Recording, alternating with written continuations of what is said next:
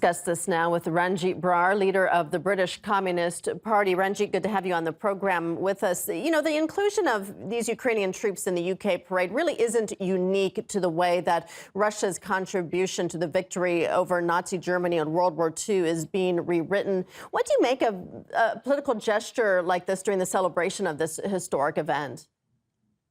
Rachel, thanks for having me. Yeah, it's you see, I have on my wall behind me a portrait, a beautiful picture of the Victory Day celebrations from 1945, in which the Nazi banners captured from the Hitlerite armies that invaded Russia were trailed in the mud and thrown in Red Square before Lenin's mausoleum at the feet of the leadership and the Generalissimo Joseph Vissarionovich Stalin.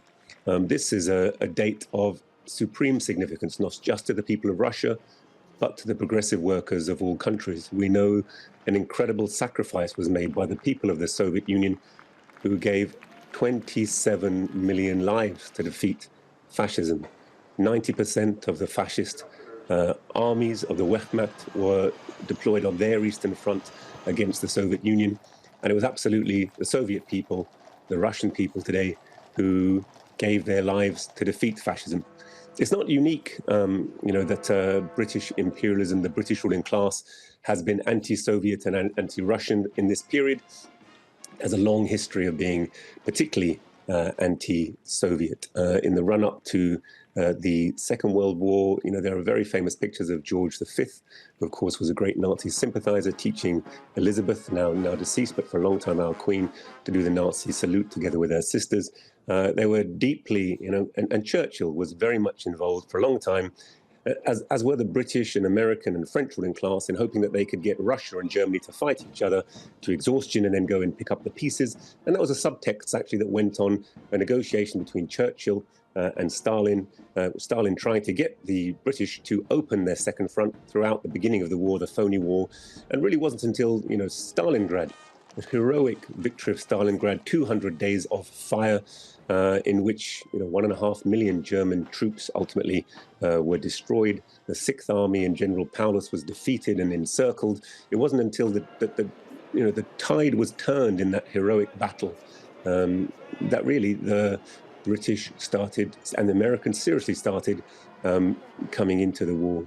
And so what we see is that there was, from the very inception, throughout the war, before the war, following the war, there's been a subtext of what was then the Cold War, but anti-Soviet tactics in battle, anti-Soviet propaganda. And now, of course, with the situation, the special military operation in Ukraine, with Britain and America, in particular Anglo-American imperialism and EU imperialism, trying to, they've had the coup d'etat in 2014 in Ukraine.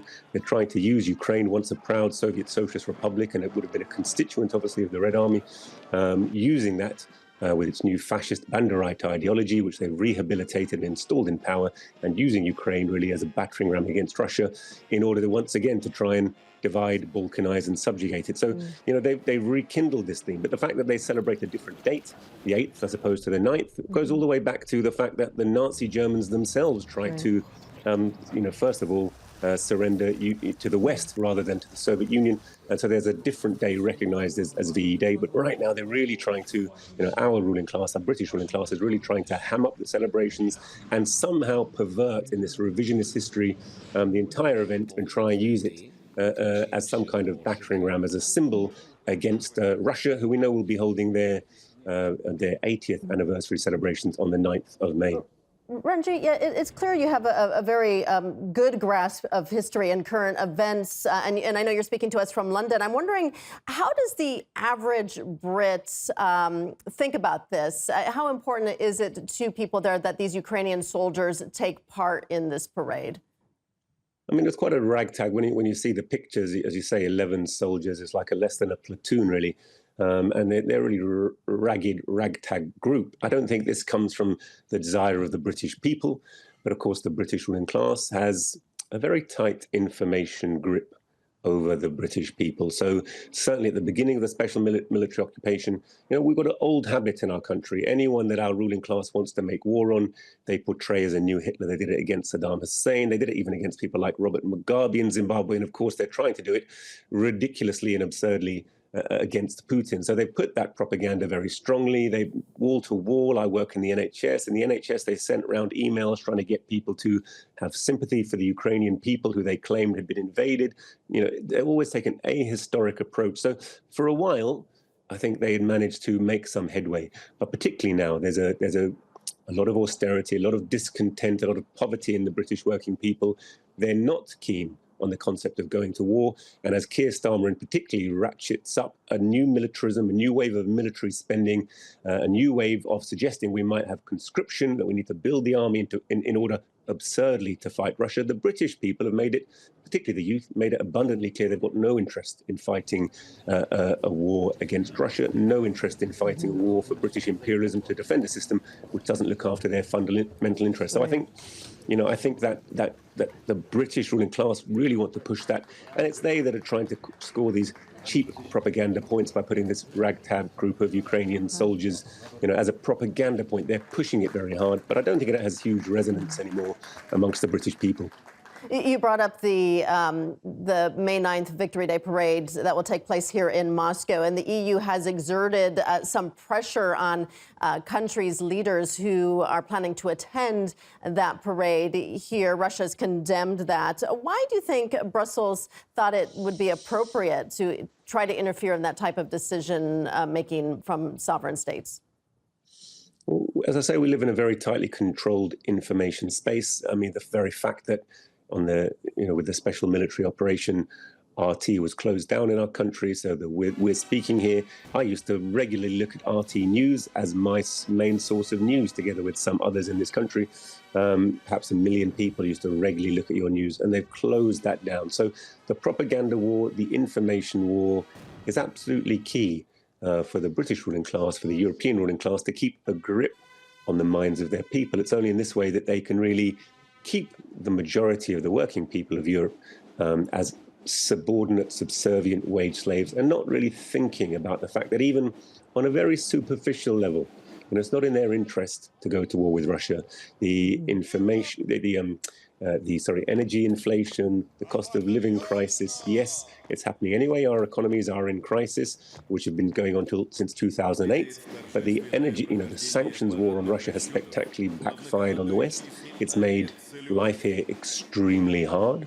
And it's not in the interest of the European Union to have any breach in that information propaganda. So they really are at war with their own people, not just the Russian people. They're at war really to keep control over their own society in a climate when there's more and more discontent and the stirrings of really rebellion against their line, particularly their militarism and their drive to war against Russia. We British people do not want to go to war with Russia. I and my party are obviously great friends of the Russian people and know the sacrifice they've made, real sacrifices they've made for our freedom. We respect that, and really progressive humanity respects that. And this is the battle that our ruling class are fighting. Ranjeet, Vladimir Zelensky is also attempting to hold an alternative, I guess you could say, victory parade with European leaders in Kiev. It's my understanding that the leaders he's invited have turned him down. But what is he trying to do there? Why do you think that's important to him? Well, you can see that there's a battle, despite the fact that Zelensky is absolutely a product of this Banderite coup of Victoria Nuland and the US Embassy, that he's been installed as their puppet, that they're using the ideology of fascism, that they openly carry SS insignia. The SS Galicia is central to their ideology, that they have their Kraken brigades and open fascist ideology. Despite all of that, at the same time, this whole there's a deep national ideology of the former Soviet peoples that goes back to the great patriotic war and the heroic victory that was fought there. The great irony, as even Vladimir Putin has pointed out, that you've had clashes between soldiers in the early days when really the Russians didn't want to fight against the Ukrainian brothers. And the Ukrainians still, they would be fighting in the trenches and they'd be calling on them to surrender, and Ukrainians would be saying, "We don't surrender, we're Russians." So they also have some claim to that Soviet victory. And I think, ironically, Zelensky is trying to make some play to reclaim some portion of that for his own effort, which of course chimes with the general historical revision of the European Union, who have been extremely, strong in their measures to put anti-communist ideology, and particularly to take down Soviet monuments, monuments of gratitude to the Red Army, and so generally to rewrite this history of Europe that's around, which you can't escape if you look at the history of World War II, in order to justify their current imperialism and their aggressive war against Russia. All right, we're going to leave it there. Ranjeet Brar, British Communist Party leader. Ranjeet, thank you. Thanks so much, Rachel.